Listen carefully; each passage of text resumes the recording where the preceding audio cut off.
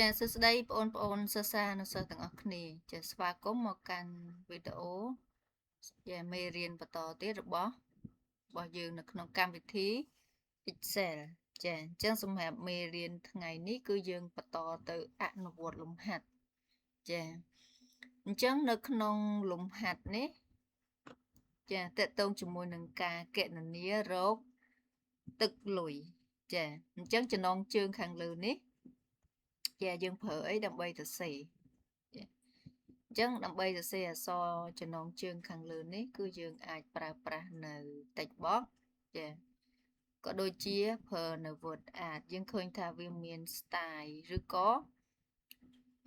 មានស្រមោលមានអីណាចាបើយើងចង់ប្រើ word art យើងអាចចូលមកលើប្រភេទ style ដែលយើងចង់បានចាឬក៏បើសិនបើយើងប្រើ text box គឺវាបានប្រអប់ដូចគ្នាគ្រាន់តែថា text box គឺអត់មានប្រភេទ style ឲ្យយើងរើសទេគឺយើងត្រូវសេរីខ្លួនឯងចាអញ្ចឹងឥឡូវអ្នកគ្រូឧទាហរណ៍អ្នកគ្រូយក text box ចាពេលដែលយក text box ហើយគឺម៉ៅរបស់យើងឃើញមានបន្ទាត់វែងមួយហើយបន្ទាត់ខ្លីកាត់មួយខាងក្រោមចាអញ្ចឹងយើងអាចធ្វើការចុចម៉ៅឆ្វេងឲ្យជាប់ហើយទាញមកទាញឲ្យធំតិចមកចាអញ្ចឹងឧទាហរណ៍អ្នកគ្រូទៅសេ BBQ ចា restaurant ចាអញ្ចឹងនេះតកតងជាមួយនឹងភោជនីយដ្ឋានចាភោជនីយដ្ឋាន BBQ ហ្នឹងគឺសាច់អាំងចាអញ្ចឹងយើងអាចរើសប្រភេទ font ថា font នេះចុះហើយអ្នកគ្រូបរិច្ទំហំ font ឲ្យធំចាដូរពណ៌អក្សរឃើញបានអត់ចាបានអញ្ចឹងមួយទៀតគឺតកតងជាមួយនឹងបន្ទាត់ border ចា border អញ្ចឹងពេលដែលយើងយក text box គឺវាជាប់នៅបន្ទាត់ព័ទ្ធជុំវិញនេះឃើញអត់តែនេះអត់មានទេណាចាចានេះគឺយើងប្រើប្រាស់នៅយើងចូលទៅក្នុង save format យើងចូលទៅ save outline ដើម្បីដោះបន្ទាត់នឹងចេញយើងយក no outline មកចាឃើញបាត់បន្ទាត់ជុំវិញណាប៉ុន្តែភាពខុសគ្នារវាងអក្សរទី1និងអក្សរទី2នេះខុសកន្លែងណាទៀតមើល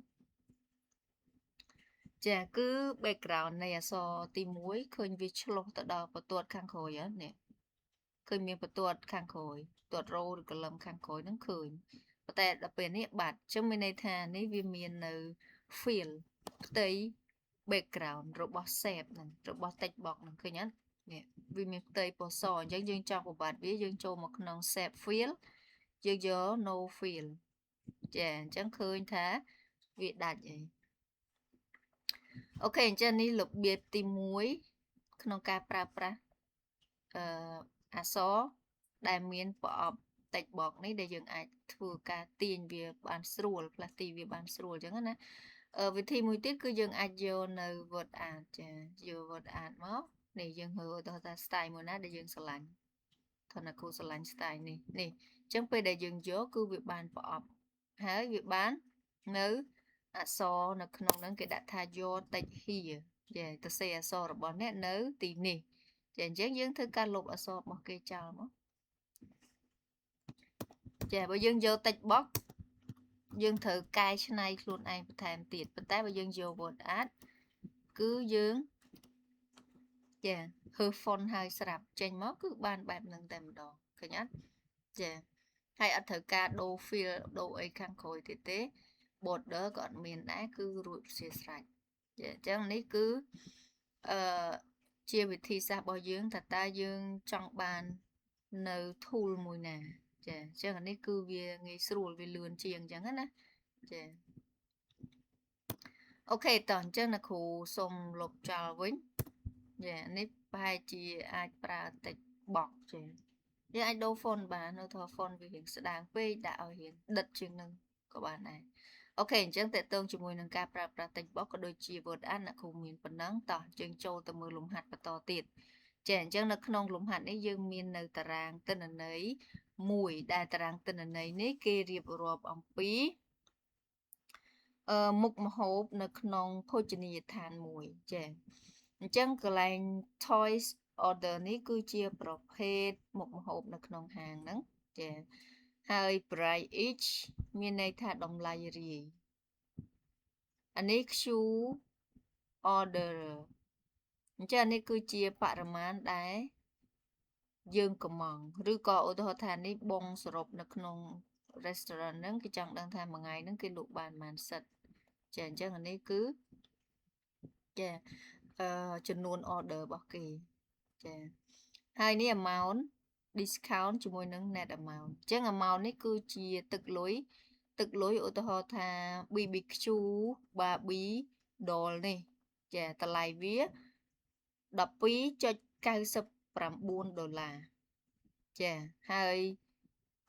ក្នុងមួយថ្ងៃហ្នឹងគេលក់បាន6សិតចា6ឈុតសិតនេះសំដៅលើឈុតអញ្ចឹងមួយឈុតគឺ12.99អានេះគឺ price x នេះគេសំដៅមួយឈុតប៉ុន្តែយើងលក់បានដល់ទៅ6ឈុតក្នុងមួយថ្ងៃហ្នឹងអញ្ចឹងយើងរកតម្លៃសរុបកន្លែងនេះ amount កន្លែងនេះគឺតម្លៃនៃ6សិតហ្នឹងស្មើប្រមាណកន្លែងនេះចាបន្ទាប់មកកន្លែង discount ចា discount កន្លែងនេះគេបានបញ្ជាក់ហើយថា all item discount 7%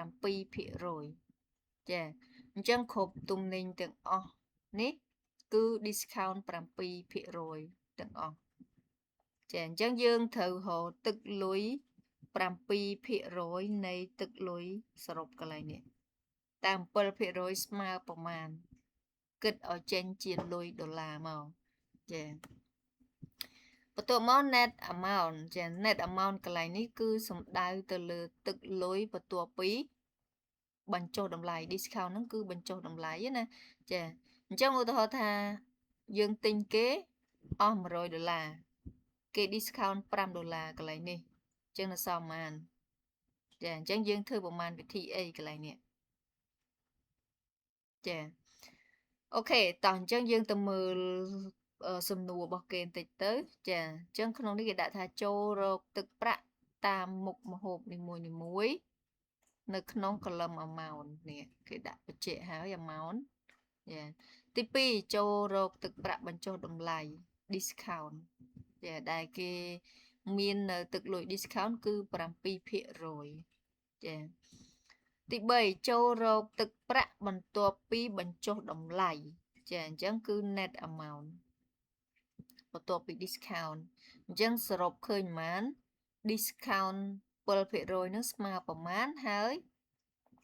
ទឹកលុយបន្ទាប់ពីបញ្ចុះតម្លៃស្មើប្រមាណតើយើងធ្វើប្រមាណវិធីអ្វីខ្លះចាអូខេតោះអញ្ចឹងយើងក៏លេខទៅមើល amount វិញអញ្ចឹងងាយស្រួលទេឧទាហរណ៍ថាយើង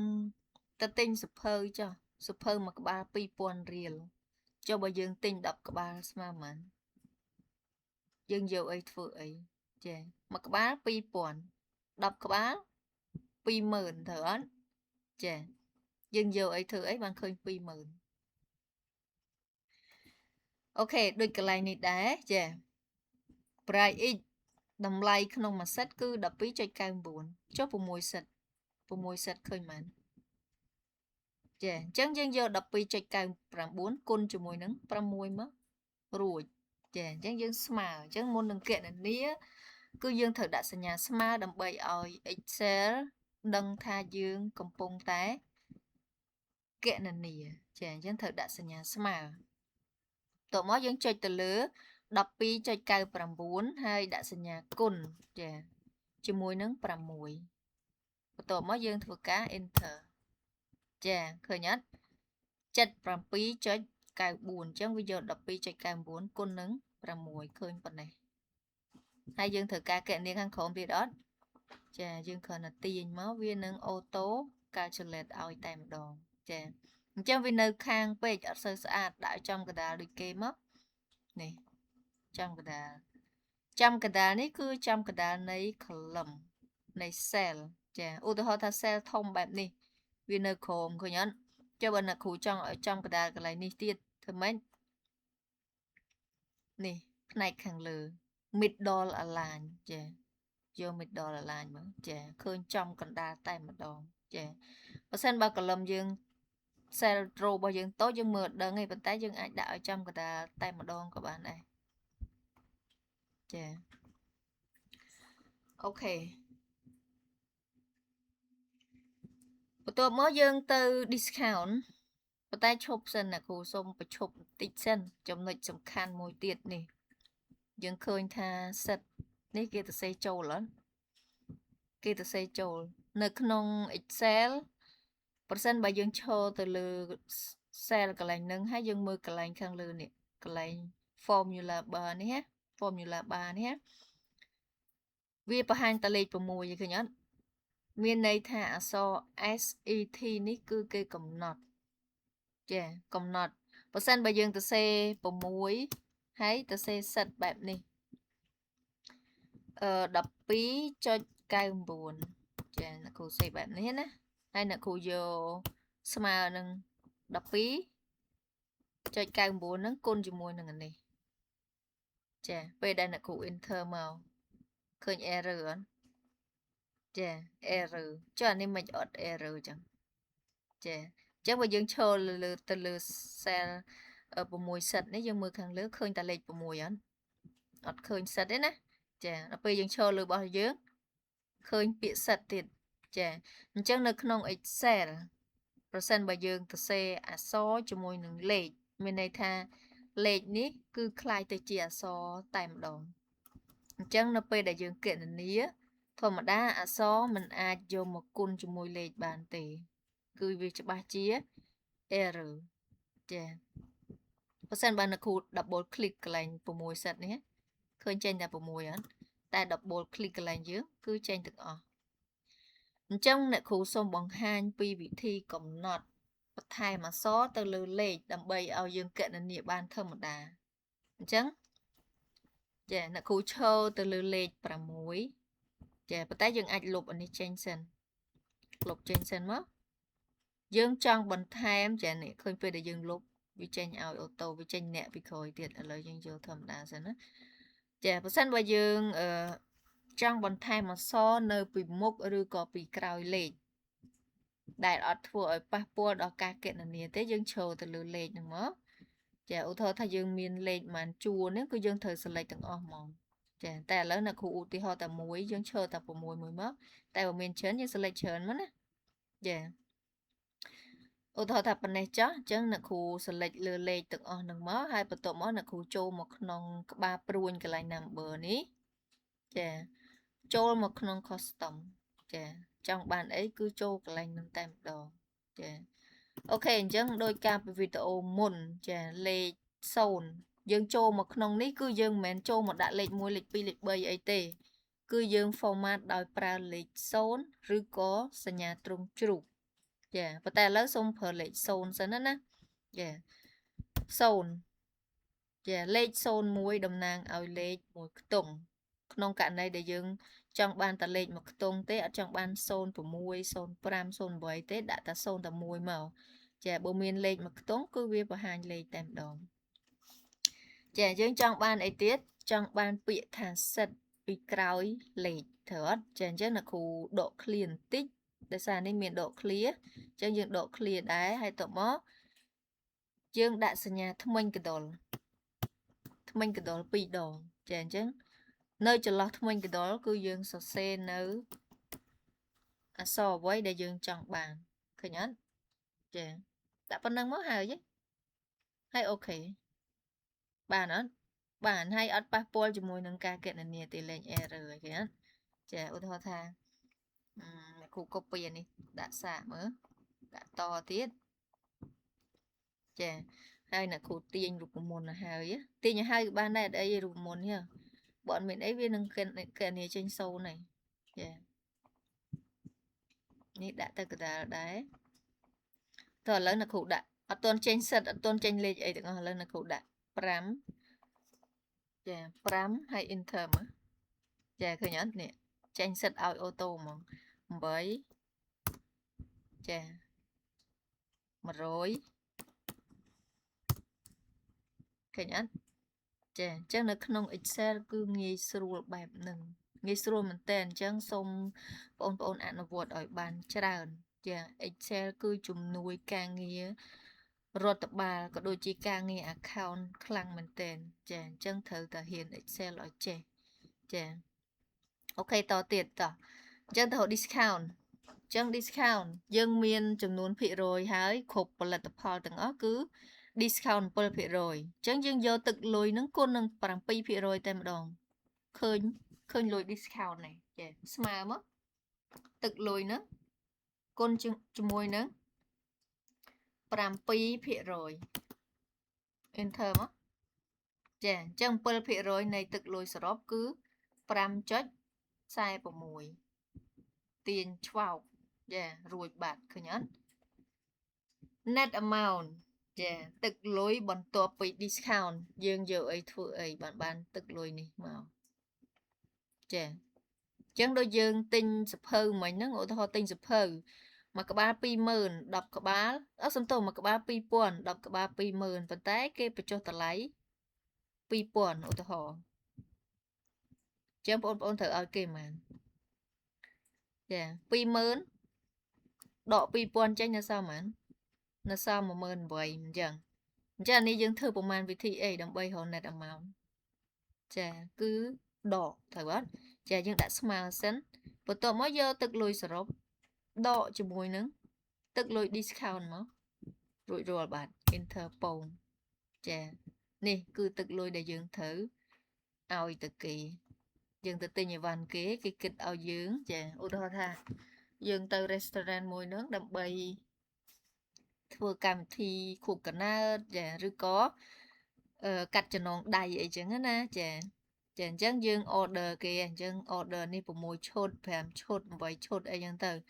ហើយតម្លៃប៉ុណ្ណេះហើយគេ discount តាមមុខម្ហូបប៉ុណ្ណេះតើមកនេះគឺអ្វីដែលយើងត្រូវឲ្យគេអាច total ខាងក្រោមនេះមួយទៀតមកស្មើសាំចាបូកសរុបលុយដែលយើងត្រូវឲ្យគេមើលប្រហែលនេះកម្មវិធីយើងម្ដងគឺអស់1570.84ដុល្លារចាអត់ទាន់ចេញលុយដុល្លារទេធ្វើម៉េច select ដាក់ដុល្លារមកអូខេតោះយល់បាននៅប៉ុណ្ណឹងឆ្ងល់ទៀតអត់នេះមិនដុល្លារនេះនៅគីនេះនៅឆ្ងាយដោយសារនេះជា currency អញ្ចឹងយើង select វាដាក់ជា account មកតែវាខុសគ្នាបន្តិចអញ្ចឹងណាចាអូខេអញ្ចឹងសម្រាប់ការគណនាគឺមានប៉ុណ្ណឹងហើយមួយទៀតបើសិនបើភាគរយនេះបងប្អូនអាចគុណជាមួយនឹងយើងចង់ដឹងថា7%ស្មើប៉ុន្មានណាយើងអាចយក7ចែក100មកវាឃើញ0.07ចាកន្លែងនេះគុណនឹង0.07ក៏បានដែរឥឡូវជាមួយគុណនឹង0.07មកឃើញដូចគ្នាអត់ស្មើ amount គុណនឹង0.07 enter មើលចាឃើញដូចគ្នាឃើញអត់អានេះវាយកទៅគុណចែកមុខដកគុណចែកទៅឃើញដូចតែគ្នាទេចាប្រើមួយណាក៏បានដែរអូខេតើអញ្ចឹងសម្រាប់ការបង្ហាញរបស់អ្នកគ្រូគឺមានប៉ុណ្ណឹងទេចាសម្រាប់វីដេអូនេះដែរគឺយើង recap ទៅវិញគឺយើងចេះគណនានៅ amount ចាចំនួនទឹកប្រាក់បញ្ចុះតម្លៃក៏ដូចជាទឹកប្រាក់បន្ទាប់ពីការបញ្ចុះតម្លៃហើយមួយទៀតគឺយើងបានប្រើប្រាស់នៅចាការកំណត់អក្សរនៅក្នុងលេខដែលយើងចង់បន្ថែមហើយវាអត់ប៉ះពាល់ទៅលើការគណនារបស់យើងចាអូខេអញ្ចឹងសង្ឃឹមថាវីដេអូនេះជាប្រយោជន៍ទៅដល់បងប្អូនទាំងអស់គ្នានៅក្នុងការយកចំណេះដឹងចេញពីក្នុងវីដេអូនេះទៅអនុវត្តនៅក្នុងកិច្ចការងាររបស់បងប្អូនបន្ថែមទៀតឲ្យកាន់តែល្អប្រសើរចាអញ្ចឹងអ្នកគ្រូសូមអរគុណសូមជម្រាបលា